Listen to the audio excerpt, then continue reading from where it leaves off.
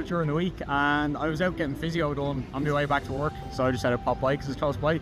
And I see it's been added to since the photos I saw previously. It's evolving, and I guess people are contributing to it. So A few days ago I was walking home and I saw these tomatoes on the bridge. I thought that was quite interesting, and then my friend texted me and said it was a new tourist attraction and that it was on Google Maps, so I said I would take a look on my way to Facebook this morning as well. It's definitely expanded since. It's like 10 times the size of the little tomatoes that started there last week.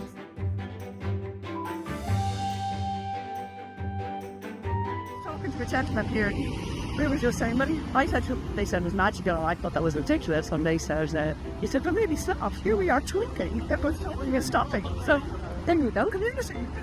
This type of craze is nice, is like in London, like similar, you see this kind of things in the street, so I think it's nice.